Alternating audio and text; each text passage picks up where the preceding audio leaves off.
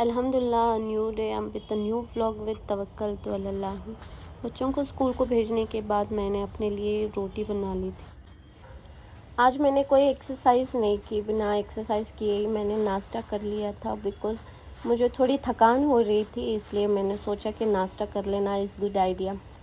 मैं नाश्ते के लिए मैंने बनाई थी भिंडी रोटी, बच्चे भी वही खा के गए। और लंच के लिए दाल और चावल बनाया था।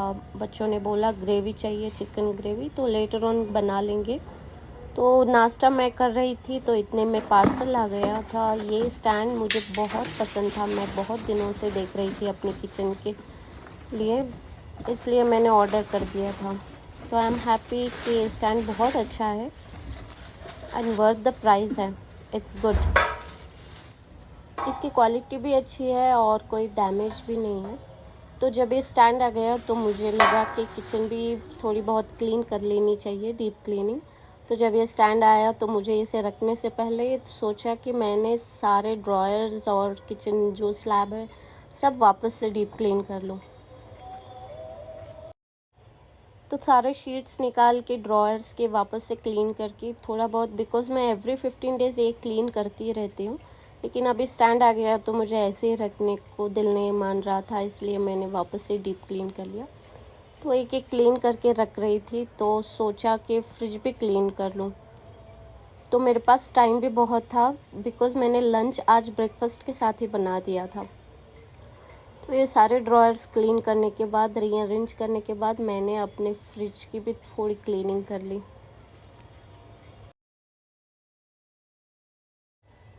एवरी वीक जब भी मैं वेजिटेबल्स लाती हूँ तो वेजिटेबल क्लीनिंग के साथ साथ मैं फ्रिज भी एक बार क्लीन करके वापस से सारे वेजिटेबल्स रखती हूँ। तो इसलिए जब भी डीप क्लीनिंग करती हूँ फ्रिज की तो मुझे ज़्यादा मेहनत नहीं करनी पड़ती। बस मैंने शीट्स को वॉश कर लिया और ग्लास प्लेट्स जो भी थे उसको थोड़ा पोंछ के मैंने वापस से रख दिया।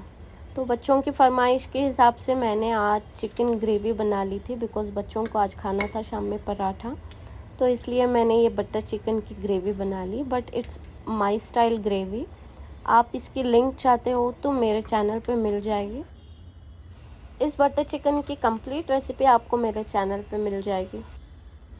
ये बहुत इजी और कम इंग्रेडिएंट्स में बनने वाली super easy and delicious recipe है। आप एक बार ज़रूर ट्राई करना एंड प्लीज़ कमेंट में बिलो कि आपको ये रेसिपी कैसी लगी। तो कुकिंग फिनिश करके मैंने नमाज़ पढ़ ली और मैं बच्चों को पिक करने के लिए निकल गई थी school. I stay in 27th floor, तो लिफ्ट के लिए थोड़ी बहुत स्ट्रगल और वेट तो बनता है। This is the happiest part of my day. I go to pick up my kids, लेकिन वहाँ पर मेरे बहुत सारे फ्रेंड्स मिल जाते हैं एवरी डे, वो भी अपने बच्चों को पिक करने के लिए आते हैं।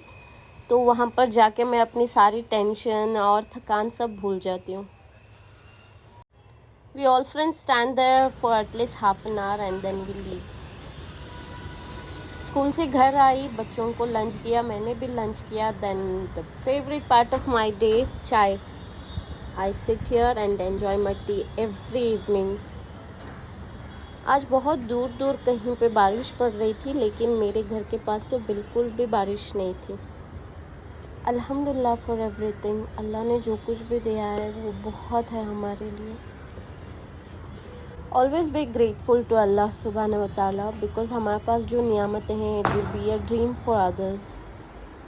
आज मुझे जाना था शादी पे, लेकिन ड्राइवर अवेलेबल नहीं था, तो मैं डिसाइड नहीं कर पा रही थी कि मैं जाऊं या नहीं जाऊं, क्योंकि बच्चों को लेके मुझे अकेले जाना था। तो मुझे आने लग गए थे कॉल्स वहाँ से, इसलिए मैंने डिसाइड कर लिया कि चलो चलते हैं। मैंने ओला बुक करा लिया और मैं निकल गई। रेडी होने के बाद मैं नीचे वेट कर रही थी ओला का।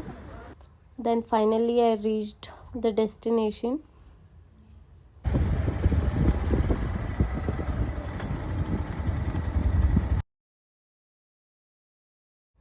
मैंने सोचा कि बच्चों का थोड़ा एन्जॉयमेंट भी हो जाएगा और मेरा भी गेट टुगेदर हो जाएगा इन लॉज के साथ। लेकिन मैं वहाँ पर बस 1 ही घंटा रुकी। फंक्शन हॉल से मैं निकल गई ओला बुक करा के।